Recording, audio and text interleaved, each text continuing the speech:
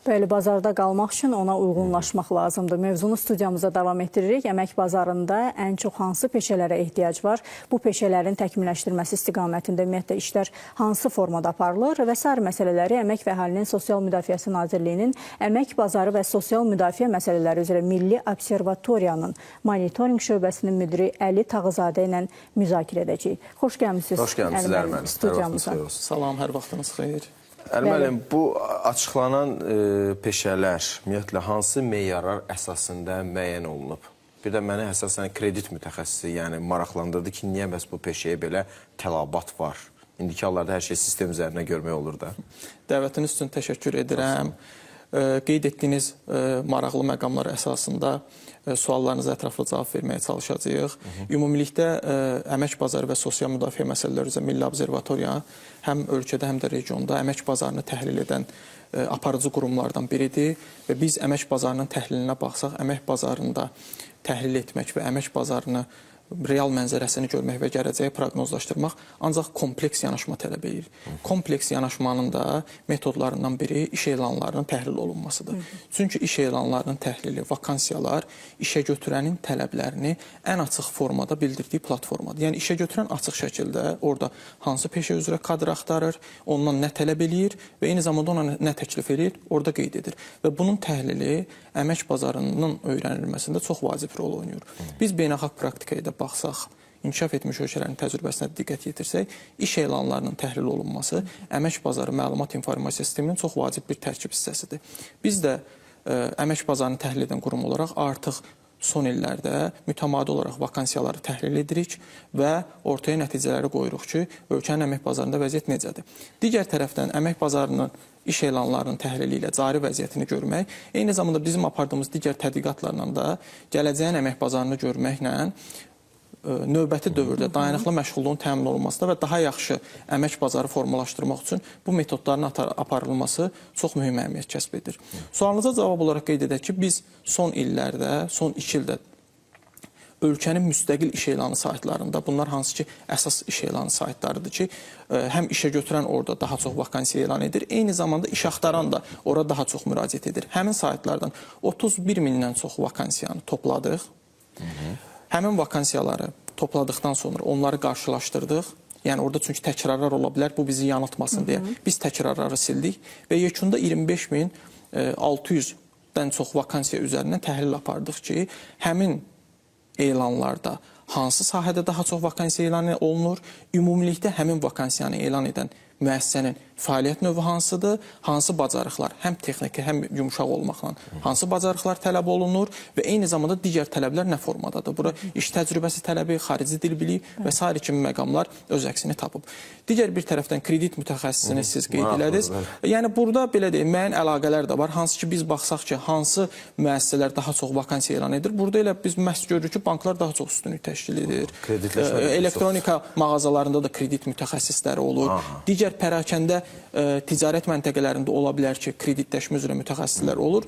Bir də burada məqam elədir ki, 25 mindən yuxarı say kifayət qədər böyük bir saydır və biz onu çox dəqiq və konkret olaraq təhlil etmişik və metodoloji əsasımız var. Yəni o nəticələr nəyə göstərirsə, biz onu bir mənalı şəkildə bir növ qəbul etməyə hazır olmalıyıq. Deməli, mağazaların da daxili kreditləşməsi kredit mütəxəssislərinə ehtiyac yaradır. Bəli, maraqlı məqamlardan biri də, yəni o sahələrdən biri elə satış mütəxəssisi, həm də o sahə maraqlıdır ki, indiki zamanda yəni bu daha çox onlayn ticarətin vüsət aldığı dövrdə, amma satış mütəxəssisləri daha çox tələbat var, bəli. Kifayət qədər, yəni mövzu genişləndikcə tələbat da artır. İstər onlayn olsun, istər fiziki, yəni əyani şəkildə satış olsun, hamısına tələbat artır. Bəli, biz burada özümüzdə də həm satışın planlanması, idarə olunması ilə satış təmsilçisini də bölmüşük.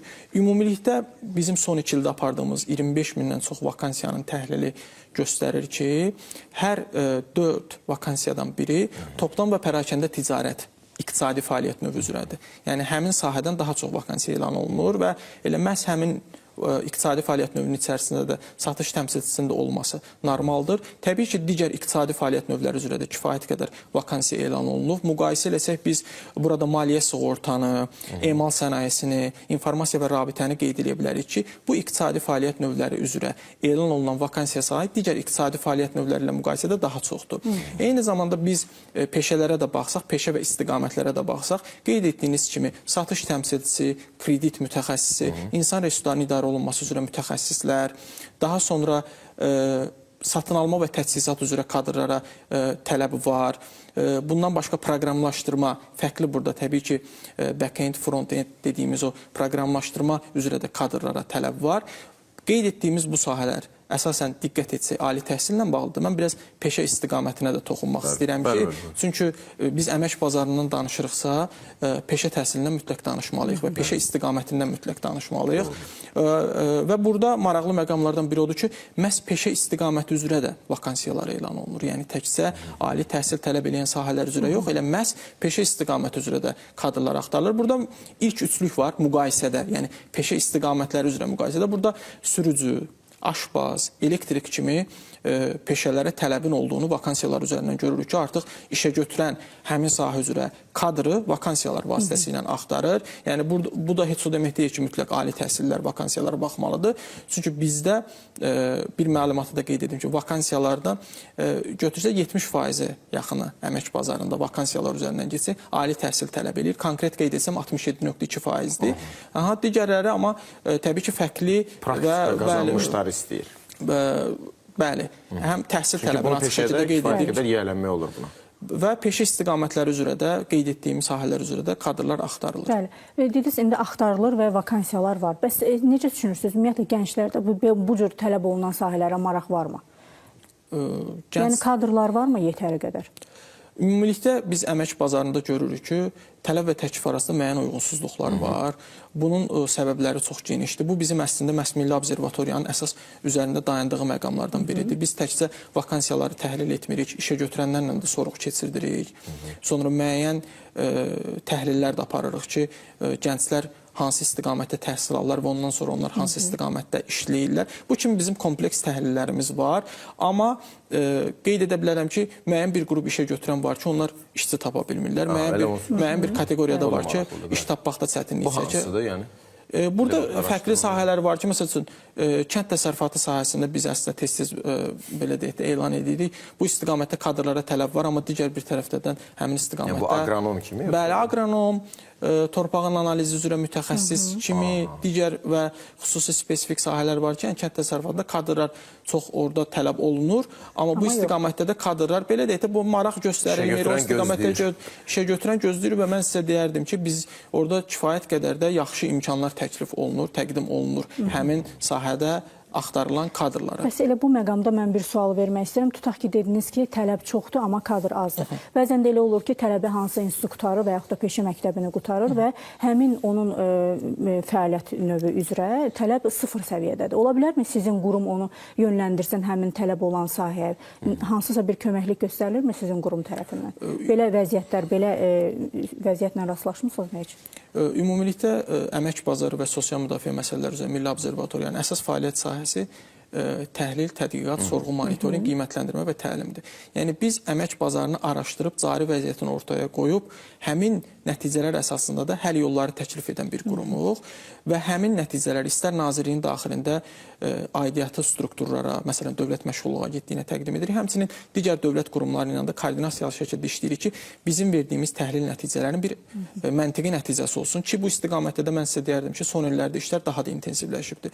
Digər bir tərəfdən biz nəticələrimizi həm Dövlət Məşğulluğu Agentliyinə, həm də ümumilikdə Nazirliyə təqdim edirik və onun istiqamətində Dövlət Məşğulluğu Agentliyinin bir sıra aktiv məşğulluq tədbirləri var. Hər bir şəxs öz profilinə uyğun ora müraciət eləyərək həmin aktiv məşğulluq tədbirlərinin hansısa biri ilə faydalana bilər. Bizim amma əsas rolumuz odur ki, cari vəziyyəti biz ora qoyuruq, cari vəziyyəti təhlil edirik ki, bugünün əmək bazarı necədir və gələcəyin əmək bazarı hansı istiqamətə doğru gedir ki, həmin o əmək bazarı arasında olan tələb və təklif arasında uyğunsuzluq ortadan qaldırılsın. Əmək bazarı nə qədər çox ətraflı, əhatəli, dəqiq və metodoloji əsaslı olaraq araşdırılsa, gələcəkdə dayanıqlı məşğulluğun səviyyəsi daha da artacaq, əmək bazarımız daha da inkişaf edəcək. Bu araşdırmalar yəqin ki, tələbat il ərzində dəyişir. Bəs siz bu istiqamətdə il ərzində neçə dəfə araşdırma aparırsınız? Yoxsa bu müəyyən bir 3 ildən bir təkrarlanan bir araşdırmalardır? Yoxsa yəni bu hansı intervalda aparılır? Bunu soruşmaq istəyirəm. Vakansiyaların təhlili artıq bizdə mütəmadi xarakter daşıyır. Biz 20-ci ildən elan olunmuş bütün vakansiyaları təhlil edirik. Yəni dövr-dövr, il-il təqdim edirik. Bu gün biz son 2 ilin nəticələrini ictimaiyyətə təqdim edirik. Amma hazırda bizim komandada qalan, yəni ondan sonraki dövrdə başlayıblar təhlil etməyə. Bəs yaxın 5-10 il ərzində nə proqnozlaşdırırsınız? Ümumiyyətlə vəziyyət necə ola bilər? Bu proqnozlaşdırma ilə bağlı biz burada bir desk təhlillərə baxırıq. Ümumiyyətlə praktikada olan, beynəlxalq təcrübədə olan trendlər bizə nə deyir? Eyni zamanda megatrendlərin ölkəmizə təsirini araşdırırıq. Heç şübhəsiz bilirsiniz, aktualdır süni intellekt, texnologiya, yaşıl enerjiyə keçid, iqlim dəyişiklikləri, bu kimi məqamlara baxırıq. Digər bir tərəfdən də əmək bazarının təhlilinin əsas bir növ belə deyək, lokomotivi işə götürənlərlə sorğudur. Biz demək olar ki, hər il işə götürənlərlə, hansı ki, Azərbaycan əmək bazarında onların kifayət qədər çəkisi var, rolu var, onlar kifayət qədər işə qəbul eləyirlər kadrları. Yəni, onlarla sorğu keçirdirik ki, siz hansı istiqamətdə kadr axtarırsınız, hansı istiqamətdə kadr tapmaqda çətinlik çəkirsiniz və nə proqnozlaşdırırsınız? Sizin fəaliyyət göstərdiyiniz sahədə gələcək hansı istiqamətə doğru gedir? Heç şübhəsiz burada artıq texnoloji savadlılığın artırılması işə götürənlərin əsas tələblərindən biridir. Süni intellektin əmək bazarına təsiri olur və olacaq, amma burada yenə də insan faktoru önəmli rol oynayacaq. Çünki bir məqamda diqqətdə saxlamalıyıq ki, süni intellekt əmək bazarına, texnologiya əmək bazarına təsir edir. Bir qrup peşələri müəyyən qədər təsir edirsə, digər qrup peşələri də yaradır. Və bacarıqlar hissəsinə biz toxunmalıyıq. Əmək bazarından biz danışırıqsa, mütləq bacarıqlara biz vurğu eləməliyik. Hansı ki, bizim iş elanlarının kəmiyyət təhlilində də özünüz də vakansiyalarda şahid olmuşsunuz ki, orada bir var texniki biliklər, yəni bir insan maliyyətçidirsə, ondan müəyyən proqram bilikləri, texniki biliklər tələb olunur. Bir də var yumuşaq bacarıqlar. Biz bunları da təhlil etmişik ki, hansı proqramlardan daha çox tələb olur. Heç şübhəsiz ki, ixtisasa uyğun proqramlar da var, amma ümumi götürsək texniki biliklərdən, məsələn, ofis proqramları vakansiyaların 50%-də tələbdir. Və xüsusi olaraq Excel-i qeyd eləmək eləyik ki, Excel əmək bazarında üstünlük yaradır kadrlarda. Yəni, o daha çox vakansiyalarda tələb olunur. Ümumilikdə 84 proqram biliyi tələb olunur. Bizim bu son 2 ildə təhlil apardığımız vakansiyalar üzərindən yola çıxsaq bunu görə bilərik.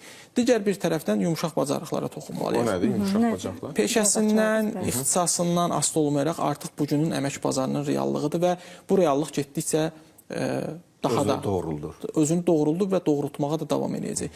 Vakansiyalarda 68 fərqli yumuşaq bacarıq tələb olunur. Mən istəyərdim ilk üçün sizə açıqlayım. Məsuliyyətlilik, işi vaxtında təhvil vermək, kommunikasiya və komanda işi. Bu siyahı demək olar ki, dəyişmir. Yəni, bu siyahı ilk var. Təbii ki, problem əldə etməkdir, təqdimat bacarıqlarıdır. İşin bir növ mənəvi tərəfi. Davamlı öyrənməkdir. Yəni, işə götürən qeyd edir ki, mən hətta bunu vakansiyalarda da tələblərində qeyd edirlər. Bizə də sorğular vasitəsilə bildirirlər ki, biz istəyirik ki, bizim cəlb elədiyimiz kadrlar davamlı olaraq öyrənməyə meyil olsun. Çünki axı trendlər dəyişir. Doğrudur. Trendlər dəyişdiyi üçün həmin əməkdaş artıq ola bilər o fərqli ixtisası bitirib, fərqli sahədə işləyib, amma bugünün reallıqlarına uyğunlaşaraq özünü inkişaf elətdirsə, o iş yerinə, müəssisəyə daha çox faydalı olacaq və onun fəaliyyəti təkmil olacaq. Buna görə də işə götürənlərin əsas tələblərindən biri də yumuşaq bacarıqlardır və biz bunları da vakansiyalar üzərindən təhlil edib nəticələri ortaya qoyuruq. Bəli, Əli müəllim, bəs işsiz və yaxud da karyera qurmaq istəyən gənclərə hansı tövsiyələr verərdiniz? İşsiz və karyera qurmağı tövsiyə edən şəxslərə bir, belə deyək də, statistik bir nəticəni də açıqlayım elə məhz bu təhlil üzərindən. Bayaq biz vurğuladıq ki, məsələn, satış təmsilçisidir, mühasibdir, onu da qeyd eləməliyik. Mühasib də əsas tələb olunan sahələrdən biridir, hətta ikincidir satış təmsilçisindən sonra. Orada ilk onluğa könüllü proqramlar və təcrübə proqramları da daxildir ki, işə götürənlər də həmin proqramları vakansiyalar üzərindən axtarırlar. Bu çox müsbət bir haldır. Yetişdirir də özü. Bəli. Bugün əmək bazarının inkişafında təcrübə proqramlarının rolu çox böyükdür. Çünki təcrübə proqramı elə bir platformadır ki, o hansısa bir gəncə, hansısa bir işsiz şəxsə şərait yaradır ki, o özünü sınasın, özünü işə götürənə göstərsin və işə qəbul olmaq şansını artırsın. Eyni zamanda işə götürən üçün də elə bir platformadır ki, Mənim yetişdirdiyimdir. Yəni. yetişdirdiyim, onlar daha çox davamlı işləyirlər və eyni zamanda o kadrı görə bilir ki, o nə dərəcədə özünü doğrudur, onu işə götürsün yoxsa. Bəli, şahidi olur. Bəli, ona görə də təcrübə proqramlarının intensivləşdirilməsi çox müsbət bir haldır və bizim gənclərə internship proqramlarından yəni mütəmadi istifadə etmək lazımdır. Bəli. Ona qoşulmağı tövsiyə edə bilərik. Davamlı öyrənməyə artıq həyat tərzinə çevirməyi biz tövsiyə edirik. Texnoloji savadlılığı, texnoloji biliyi artırmağı biz tələb edə bilirik. Daha doğrusu işə götürənlər tələb edirlər və biz də bunu tövsiyə edirik. Bir də ən vacib məsələ odur ki, bu məsələlər elədir ki, əmək bazarını biz vakansiyalara baxırıq, işə götürənlərə keçirik, amma biz təhsilə də gəlirik. Biz tələbələrlə ixtisas seçimi ilə bağlı sorğu aparırıq ki, ixtisası nəyə əsasən seçiblər. Oradan sonra düşürük orta məktəblərdə peşə yönümü istiqamətdə sorğu aparırıq ki, nəyi seçəcəklər. Burada da mütləq şəkildə məqsəd yönlü ixtisas seçimi təşviq olunmalıdır. Əgər bir insan bir fəaliyyət sahəsini özü istəyərək, bilərək seçirsə, özünü inkişaf elətdirirsə, bizim bu dediklərimiz əsasında özünə müəyyən bir bacarıqlar əldə edirsə, onun çox güman ki, çox qısa bir müddətə iş tapacaq və öz uğurlu karyerasını quracaq. Ona görə də bu kimi məqamları nəzərə almağı biz tövsiyə edirik.